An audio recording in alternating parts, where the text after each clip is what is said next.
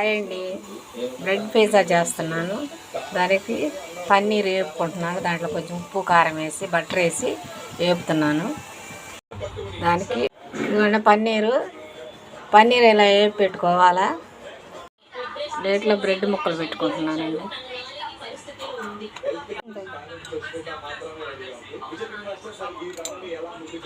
Bread మీద sauce వేసుకుంటున్నాను.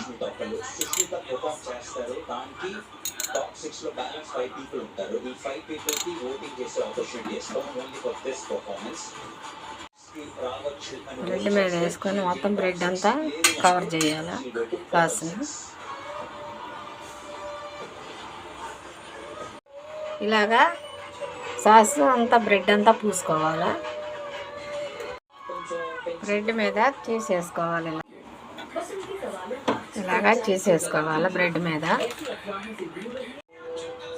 ఇలాగా మొత్తానికి చీజ్ వేసుకోవాలి.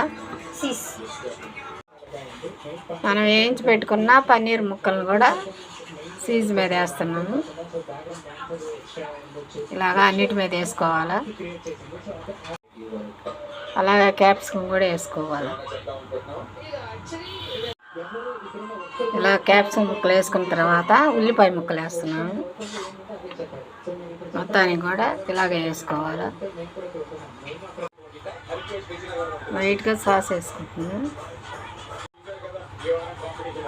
ఇలాగా అన్నిటికీ వేసుకోవాలి. దాని మీద చాట్ మసాలా వేస్తున్నాను. ఇలాగే మొత్తం వేసుకోవాలి. కొద్దిగా పెప్పర్ పౌడర్ కూడా వేస్తున్నాను. పాన్యం పెట్టుకొని బటర్ వేసుకుంటున్నాను. కొద్దిగా బటర్ సైడ్లో వేసుకోవాలా. బ్రెడ్ పెట్టుకున్నాక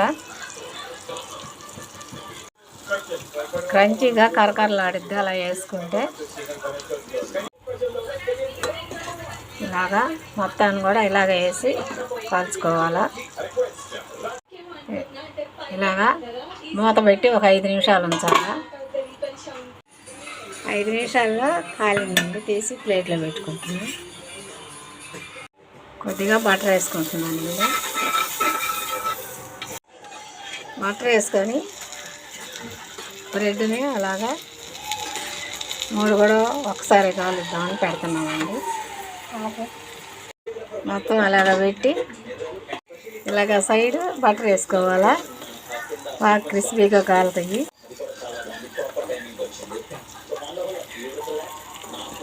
ఇలాగ అన్నీ కరెక్ట్ చేసుకొని మూత పెట్టుకొని ఒక 5-6 నిమిషాలు ఉంచుకోవాలా. 5 నిమిషాలు అయిపోయింది. తీసి ప్లేట్లో పెడుతున్నాను. అయిపోయిందండి.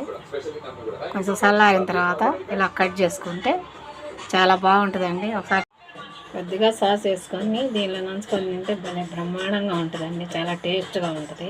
ఒకసారి ట్రై చేయండి. ఇలా ట్రై చేయండి. చాలా బాగుంటుందండి. పిల్లలు కానీ పెద్దవాళ్ళు కానీ తినడానికి. మా వీడియో నచ్చితే లైక్ చేయండి, షేర్ చేయండి, కామెంట్ చేయండి, సబ్స్క్రైబ్ చేసుకోండి. సబ్స్క్రైబర్లు అందరికీ చెప్తున్నానండి. ఇన్ఫామ్ చేసుకుంటున్నాను. లైక్లు అయితే కొట్టట్లేదు. లైకులు కొట్టండి. థ్యాంక్ యూ అండి.